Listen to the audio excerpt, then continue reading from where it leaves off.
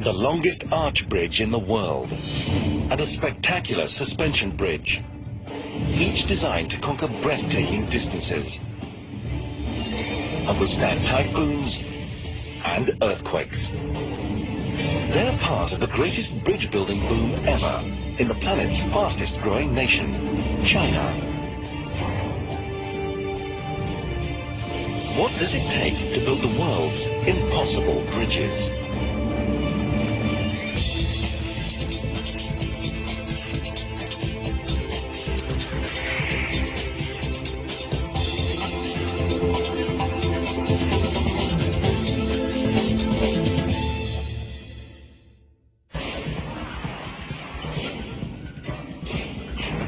China is undergoing a transformation unlike any other country in history. In just a decade, it has created a web of roads and bridges second only to the United States.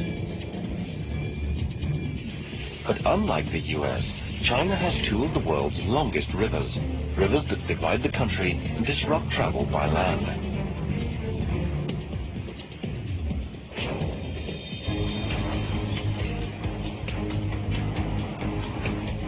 The creation of bridges is vital to this exploding economy. But China's rivers are a bridge builder's nightmare. The waterways are churning with shipping traffic, which cannot be delayed. The rivers here are swift, deep, and wide. Their muddy soil can swallow bridge foundations. And it gets worse. Typhoons, 240-kilometer-an-hour winds.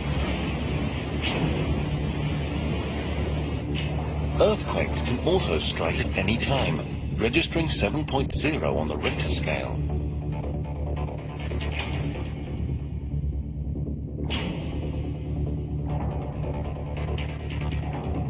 These challenges baffled China's engineers for centuries. But today, they are meeting them head-on, erecting some of the world's most spectacular spans. One of the most daring is Shanghai's Lupu Bridge, the longest arch bridge in the world.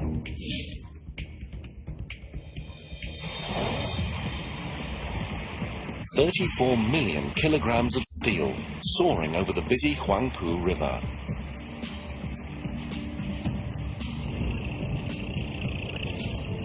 The Lupu's arch rises more than 90 meters. 120 cables hang down from the arch to hold the roadway. The arch spans the entire river, 550 meters, with no support from below. It stands today as a masterpiece of bridge construction. But initially, erecting a bridge of this kind and this size was a daunting challenge. It wasn't designed until the city was desperate for a bridge. In 1999, Shanghai's population was approaching 13 million, and China's largest city was bursting at the seams. Fleets of cars clogged the streets. City planners needed to ease the congestion, but the Huangpu River was in the way. It completely divided the city in half. A new bridge would help Shanghai grow, but building one would be a major challenge. The river was nearly half a kilometer wide. A new bridge would need to be designed so as not to sink into the Huangpu's muddy soil, or block the river, one of China's busiest. The ship traffic would have to keep flowing. There was one cost-effective solution, a cable-stayed bridge. In this design, the roadway is suspended by cables that are attached directly to enormous towers. A cable-stayed bridge could easily stretch across the Huangpu River, but Shanghai already had 3 cable-stayed bridges. City officials wanted something special. More than just a bridge, they wanted a monument. They made a radical decision. Shanghai would build an arch bridge, one bigger than any ever attempted. It will be easier to build a cable-stayed bridge, but Chinese always like arch bridges. Chinese has been building arch bridges for 1,500 years. In the Lupu's design, the roadway would hang on cables attached to the arch. Without the arch, the roadway would sag and collapse under its own weight. But an arch doesn't sag. The downward forces try to make the arch spread out, so as long as the bases of the arch can be kept in place, the arch will remain standing. For a quarter of a century, the New River Gorge Bridge in West Virginia had held the record as the largest arch bridge in the world. This record had never been challenged before because building this big was difficult and dangerous. And building even bigger would magnify every problem. But the Chinese were not deterred. In October 2000, construction on the Lupu Bridge began. Workers drove in the piles that would support the ends of the bridge. Steel workers fashioned the first of the arch's 64 segments. The design was extremely complex. It called for twin arches that angled inwards. Workers had to make each segment to different specifications, depending on its place in the bridge. When each segment arrived on site, giant hoists slowly raised them into position. This was a tricky operation. Some segments weighed as much as 150,000 kilograms. Every time workers added a new segment, the hoist would slide forward right over it, ready to lift the next segment. As the arch grew, engineers faced the challenge of keeping it upright. Without support, the two sides would fall into the river. But scaffolding would block the shipping channel. The builder's solution was to hold the arch from above. First, workers erected temporary towers, more than 120 meters high, at each end of the bridge. They attached steel cables from the towers to the arch. Two cables supported each arch segment. The arch rose, piece by piece, towards the middle. Additional cables kept the towers from toppling. The bracing was so extensive, it was almost like building a second bridge. A cable-stayed bridge that would be dismantled once the arch bridge was complete. But until the arch was finished, this was a precarious system, and with each step, the arch grew increasingly vulnerable. An arch is only a viable structural system after the ends of the arch are connected together. The two ends not only are unstable in the vertical direction because they aren't taking compression, but they're also very susceptible to wind. The builders had to try to close their arch as soon as possible. But it was slow going. The design called for the bridge segments to be welded together from the inside. The space was cramped and the ventilation was poor. The welding torch heated the air to 60 degrees Celsius. It was so hot that the welders could work for only 15 minutes at a time. And to complete the bridge, they needed to make over 300 kilometers of welds.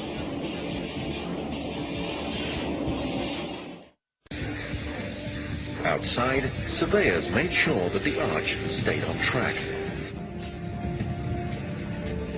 Gravity, air temperature and wind were always at work, changing its size and position. If the engineers miscalculated, the final segments would not fit, meaning the arch couldn't be closed. Instead, it would be left dangerously exposed, and a typhoon could strike at any time. At least 2 typhoons hit this region every year. The winds of a major typhoon could easily wrench open weak joints, shake apart a support tower, or snap cables. The weight of the arch would do the rest.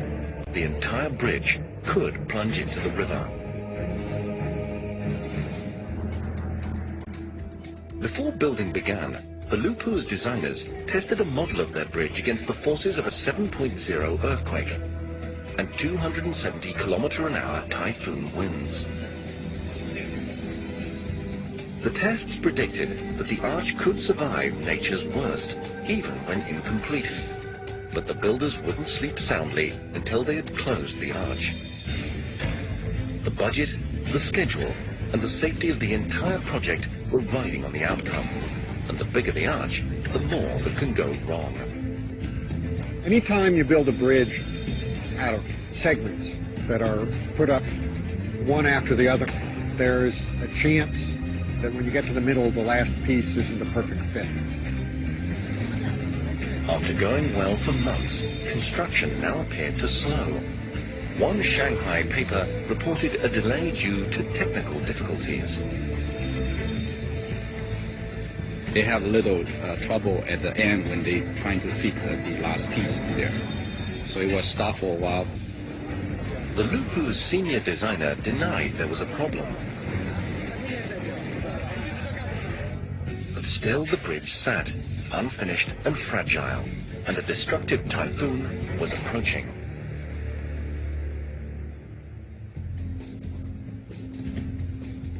By July 2002, almost 2 years into construction, China's Lupu Bridge loomed over Shanghai's skyline, but it was still incomplete. The bridge was now at its most vulnerable and at the worst possible moment.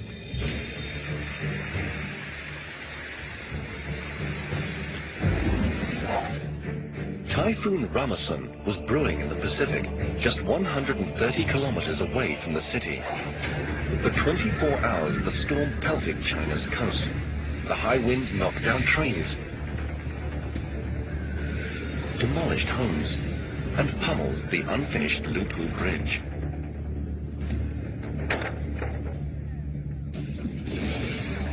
Five people in the city were killed. Then the typhoon turned north and disappeared.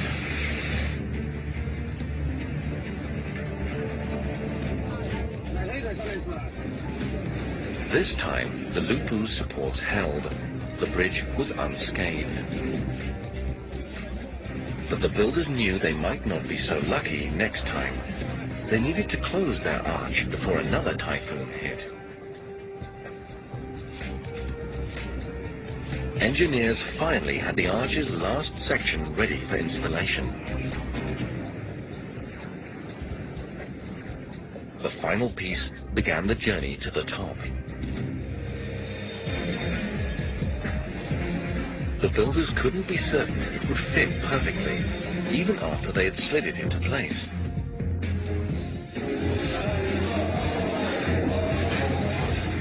Workers quickly welded one side of the section, but on the other side, the gap was too wide.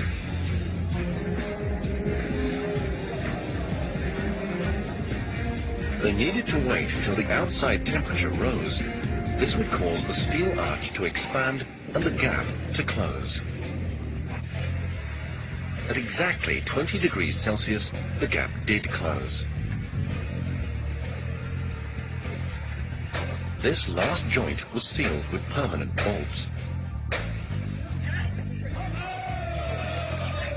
Finally, it was time to celebrate. But the giant arch was not yet out of danger. Engineers still needed to prevent it from pushing outward into the riverbank's soft soil and collapsing. Arch bridges like the New River Gorge are braced at each end by solid rock. The load of the heavy arch pushes outward against the rock, but the stone does not budge, and that force keeps the bridge erect.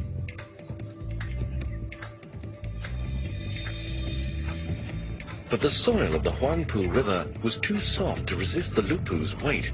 The ends would slide apart and the arch would collapse, unless the engineers lashed the ends together. This is known as a tide arch.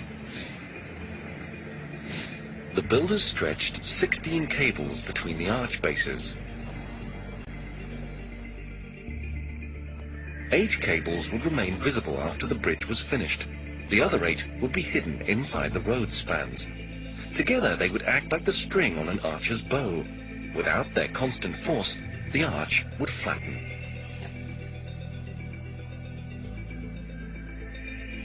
So when you have a loading on the arch, it creates a very high horizontal force, pushing the end of the bridge away.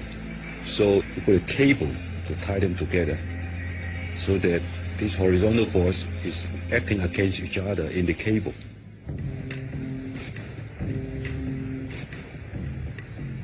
Maintenance crews will need to keep a close eye on the cables for as long as the bridge is standing.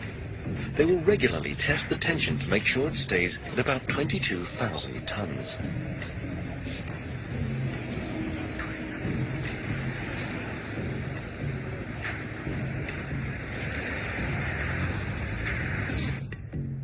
The Lupu arch was now ready to carry the load of the roadway.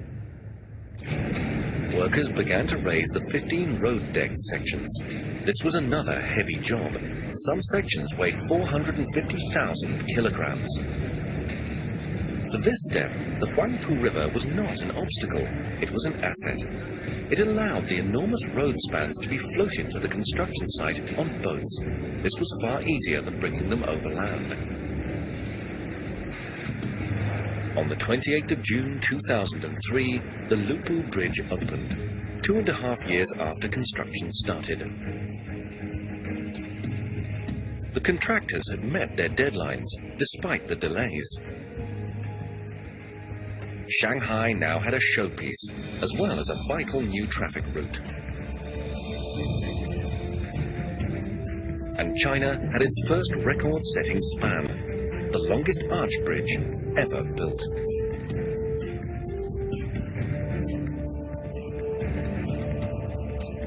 But this victory was quickly overshadowed by China's insatiable need for bridges. The Chinese want to link their entire nation to form one modern economy. It was hard enough conquering the Huangpu River, which sliced Shanghai in half, but China had another river that cut the whole country in half.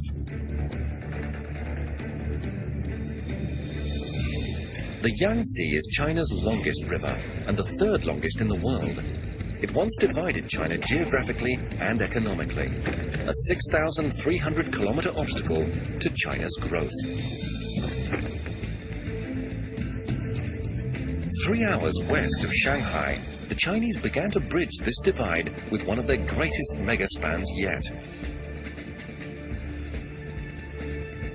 A suspension bridge called the Rinyang. The Rinyang needed to leap 3 times further than Shanghai's Lupu Bridge, more than a kilometer in a single bound.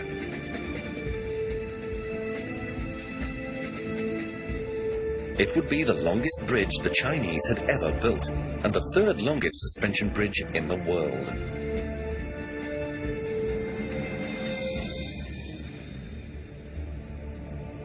Its enormous twin towers would climb over 200 meters into the air.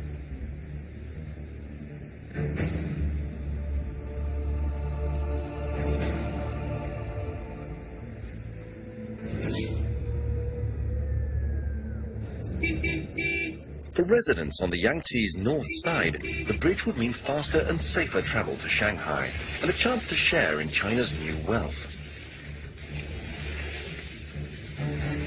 The North Bank was cut off from Shanghai by the Yangtze. But now the Rinyang would replace a ferry ride that could take 2 hours with a 10-minute drive.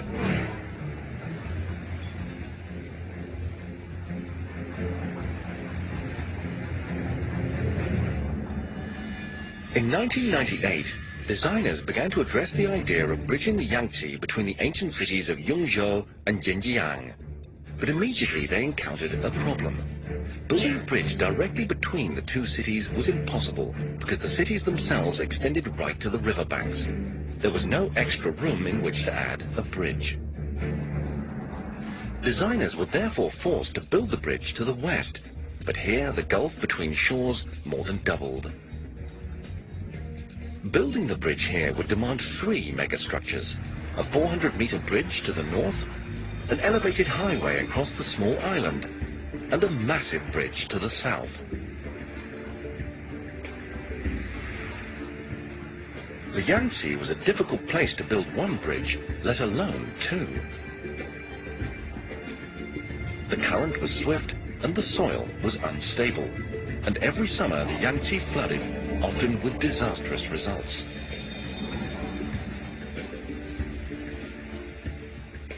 A deluge just months before construction started inundated an area larger than England.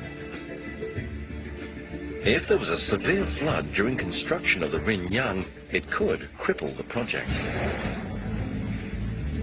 Builders tackled the North Bridge first, where the shorter distance made their job easier. They erected a cable-stayed bridge, the cheapest and simplest design.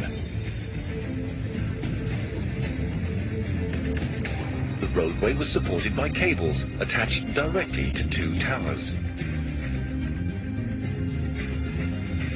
This 400-meter structure had no trouble spanning the river's north channel. Cable-stayed bridges have been built that are twice the length needed here.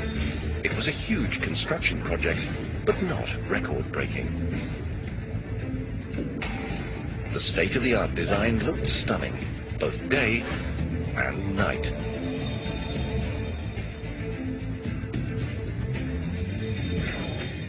But the builders of the South Bridge faced far greater challenges.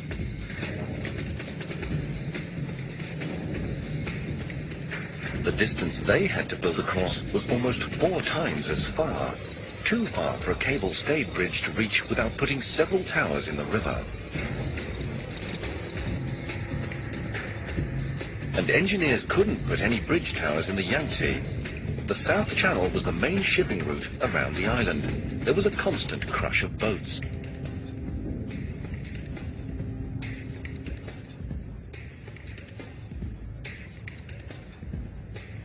If just one vessel strayed off course and rammed a bridge pier, the damage would potentially be catastrophic. Engineers learned this the hard way when a ship collision destroyed a bridge and lives in the United States. The Chinese engineers faced a long list of challenges in their attempt to bridge the Yangtze River. The water was over 1 kilometer wide, and typhoons and earthquakes could strike at any time. But by far the biggest threat to the bridge was a wayward ship.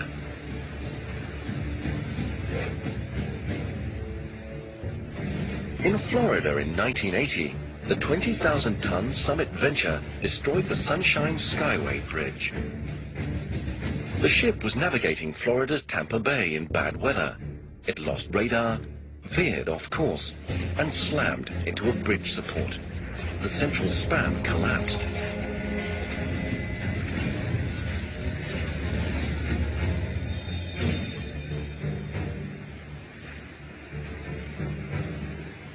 The crash killed 35 people, including 26 traveling on a bus that careened off the bridge. The Rinyang's builders did not intend to risk such a tragedy.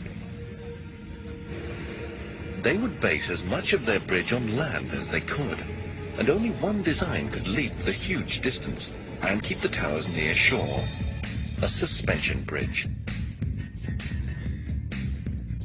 The design for the Rinyang, like every modern suspension bridge, relied on 2 main cables that stretched from one shore to the other. At each end, the meter-thick cables were rigidly anchored. But everywhere else, the main cables could and would move, even across the top of the towers. The towers were like tent poles, propping up the cables. But the cables were simply draped over the top. If the main cables were anchored to the tower tops, the towers would not be able to withstand the pulling forces. They would tumble inwards, and the entire structure would be lost.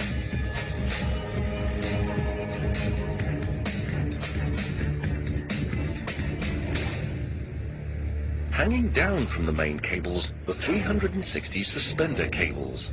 These would hold the road spans. And these joints were also made to move. This flexibility would help the bridge to survive extreme poundings from earthquakes and typhoons.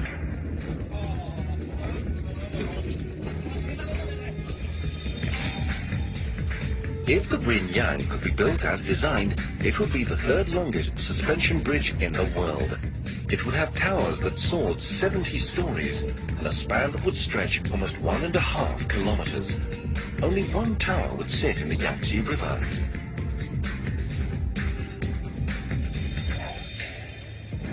Just two other bridges in the world had longer spans: Denmark's Great Belt and Japan's Akashi Kikyo.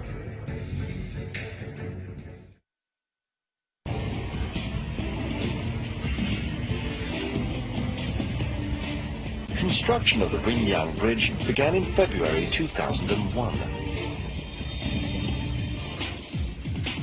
The project was so important to China that President Jiang Zemin himself attended the groundbreaking. The builders had 5 years to complete the project. The first step was the bridge towers. Because the towers needed to withstand tremendous downward forces from the cables, engineers wanted to plant them on bedrock.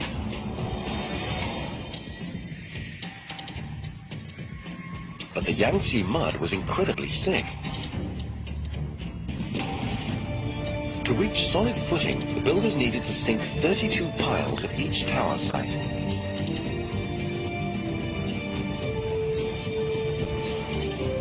These piles would act like giant stilts, standing on the bedrock below and supporting the 200-meter towers above.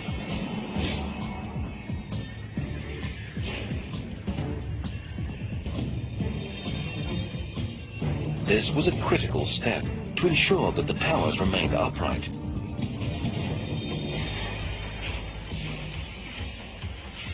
If they started to tilt, there could be no stopping them.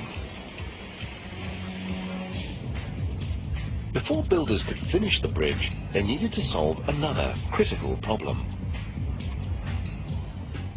It was imperative that the anchor blocks that held the main cables were not able to move. But the ground here was so muddy and weak that the cables could have pulled the anchor blocks out of place.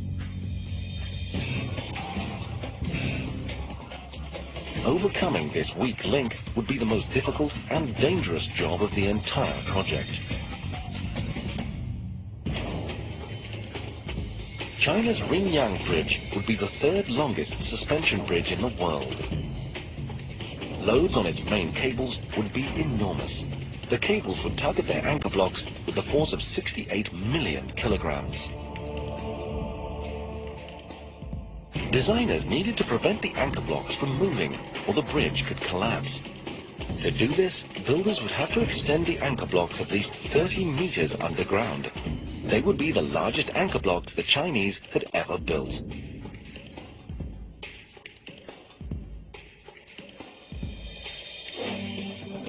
But when engineers probed the riverbank, they discovered that the soil was worse than muddy. It was laced with underground water. This was a major setback. Engineers would have to find a way to divert the groundwater, or watery mud would pour into any hole they dug.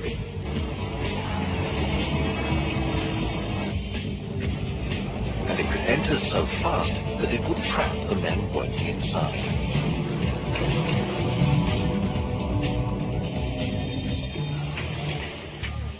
The engineers devised a plan. They decided to keep the water at bay by erecting a gigantic underground dam. All around the 3,400 square meter site, workers dug a series of trenches. They filled the trenches with rebar and concrete. The walls kept the water out, making it safer to dig within. But there was still a problem. North Shore workers were using China's only deep trench digger.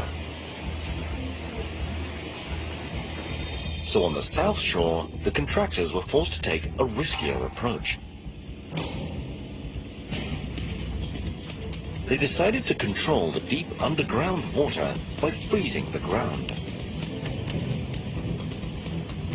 To do this, they needed to construct a huge refrigeration plant. The plant chilled salt water to minus 20 degrees Celsius. Salt water has a much lower freezing point than fresh.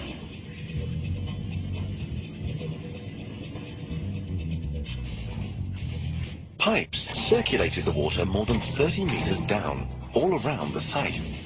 This system worked like the coils in a giant freezer. The ultra-cold water froze the soil into a meter-thick wall, and these walls of icy dirt kept the water out.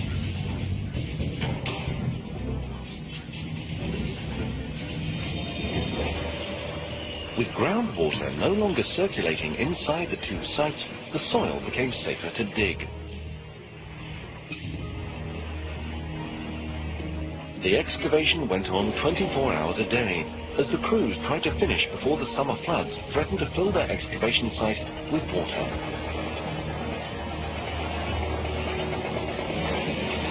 These enormous pits would descend at least 30 meters, but every 4 meters, workers needed to stop to pour concrete braces. The deeper the workers went, the more dangerous the job became. Groundwater was constantly pushing the walls towards collapse, and the deeper the hole, the stronger the pressure.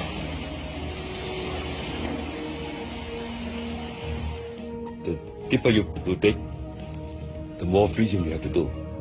And when it gets very deep, then actually water can come from the bottom, and it can come very, very quick. 6 months after digging began, the two anchorages plunged at least 9 stories. They looked like parking decks and were each large enough to park 7,000 cars. Hundreds of men now worked at the two vulnerable sites, and the danger was about to escalate.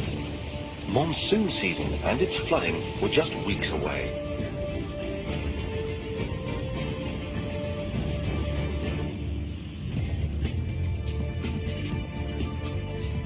Building China's longest suspension bridge required constructing 2 of the country's biggest anchor blocks. The blocks needed to hold the massive main cable securely, or the entire bridge would collapse.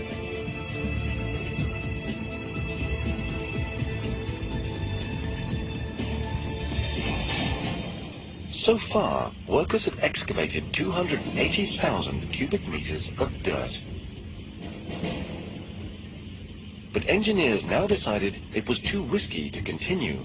They ordered the crews to the next stage of construction. Workers filled both anchorages with ballast, 310,000 cubic meters of concrete and sand. The Ringyang's engineers had won their first race against the tumultuous Yangtze and escaped a disaster.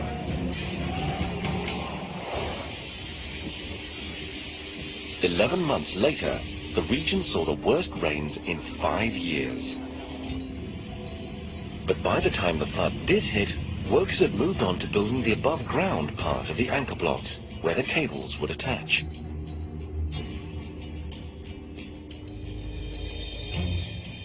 But you can't just hook the end of a main cable into the concrete.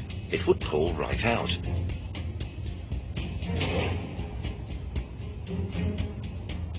So as each cable entered the anchor block, it fanned into 184 bundles.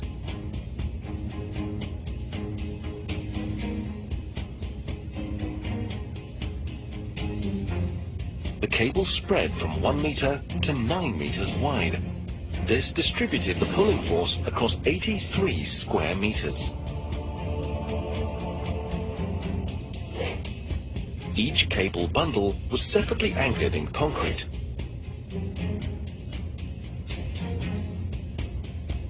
It was a forest of steel strands, and it was all extremely vulnerable to rust. To protect it, the anchor block was sealed airtight.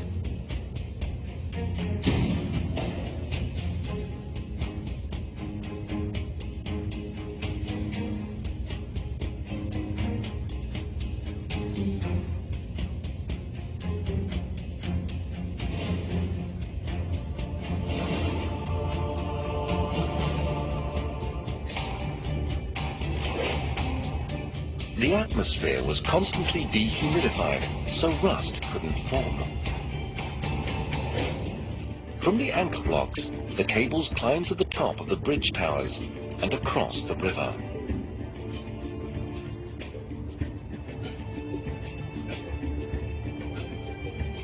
Each cable weighs over 20 million kilograms, too heavy to put in place straight away.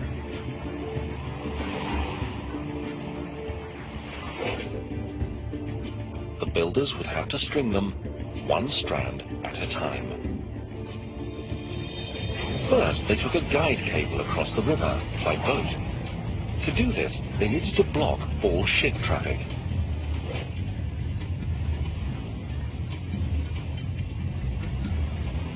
They would later use this steel rope to pull more lines across. It took 12 hours to get the rope up and over the towers, but once the task was done, they could open the river. Workers slowly built on the guide rope. They created a catwalk high above the water. They used this platform to string the cables, one bundle at a time. Each wire in these bundles was made of ultra-strong steel, so strong that just one could lift 3 cars. The contractor had pre-cut every wire to a specific length. The builders would have to replace any that fell short, at a cost of millions. Every cable in that bundle has a different length. We have a lot of faith in the computation we do today to predict the length, but of course there's always the risk of we made a mistake. 24 hours a day, workers continued to install the Rinyang's main cables. Many of these men had migrated from mountain regions because of the $200 a month they could earn here. They needed to be in excellent physical shape and have nerves as strong as the cables they were stringing. It took 7 months to string all 368 bundles. Workers compressed the bundles into 2 giant cables. The 47,000 steel wires they contained, strung end to end, would circle the earth 3 times. Workers wrapped each bundle with an interlocking steel band, then painted it to keep out moisture. The finished cables were almost a meter thick and 2.5 kilometers long. They were the bridge's most expensive parts, and perhaps the most important. Whole weight of the whole bridge is hanging on those main cables. Because of the length of those suspension bridges, there could be a very large force. The cable's greatest enemy will always be the moisture that causes rust. To protect them, the builders installed dehumidifiers to pump dry air into their housing. Few bridges have this state-of-the-art system. It should keep the cables corrosion-free for at least 120 years. China is building 40,000 kilometers of roads and bridges every year. This nation now consumes 1/3 of the steel produced on Earth. and it uses half the world's concrete.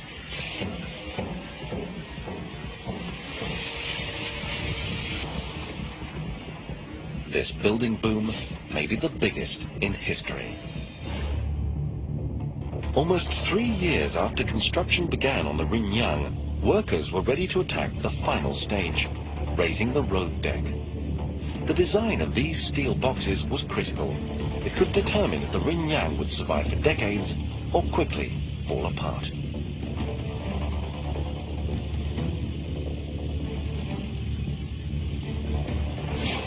This happened to one suspension bridge in the United States. In July 1940, the Tacoma Narrows Bridge in Washington State opened to traffic. At the time, it was the world's third longest suspension bridge. Right from the beginning, it had a problem. Light wind would set it in motion. It quickly earned the name Galloping Gertie. 4 months later, a gale of just 67 kilometers an hour made the bridge twist and undulate. The motion fed on itself, amplifying to a catastrophic condition called flutter. After a few hours, the bridge could take no more. The Tacoma Narrows Bridge was doomed because its road span was too flexible. It could still be standing today if designers had stiffened the span with a truss, like the one below the world's longest suspension bridge, the Akashi Kikyo in Japan.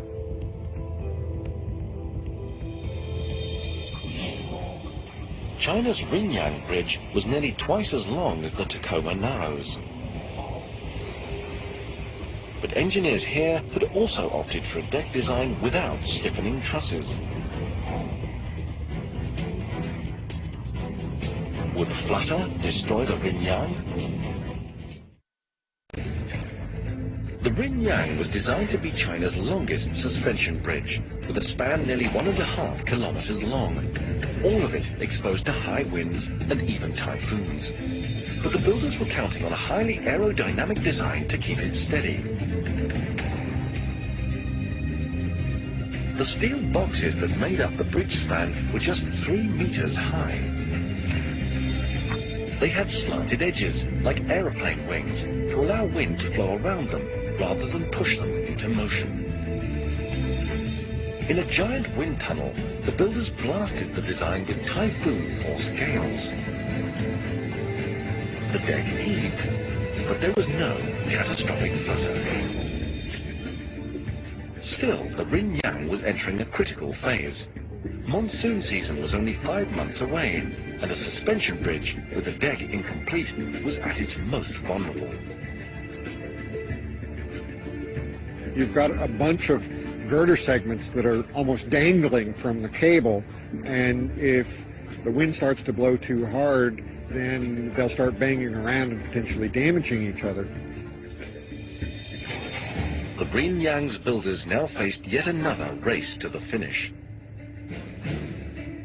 They had special gantries made to speed up the work. The gantries rode the bridge cables and hoisted each road section into place.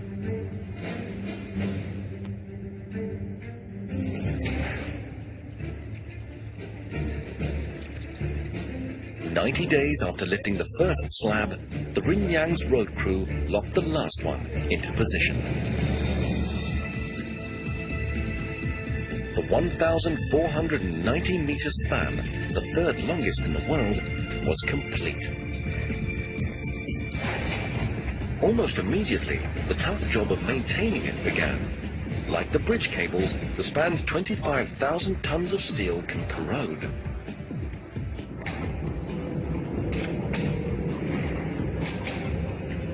But the designers made it easy to inspect. A tiny electric car inside lets workers travel the entire length in about 18 minutes.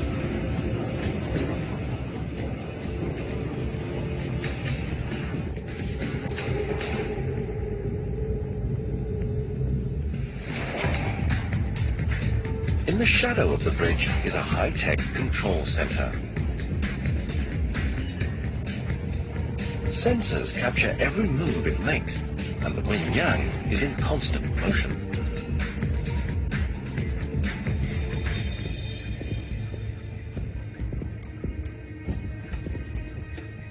This flexibility is unique to suspension bridges. It allows the massive structure to bend to Mother Nature's will, but not break.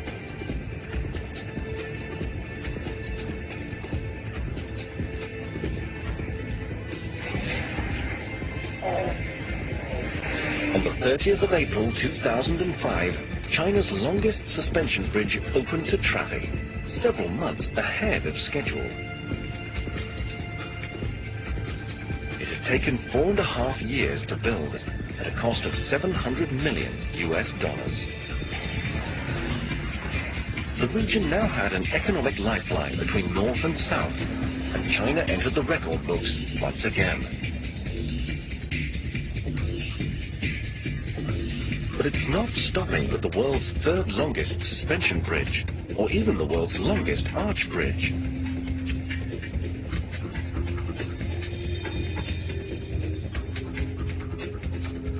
Much as the United States bridged the Mississippi in the 20th century, China is out to span the Yangtze in the 21st.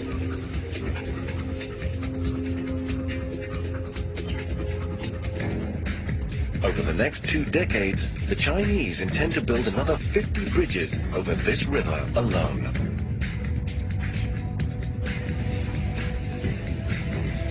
China's most spectacular megabridge may be still to come.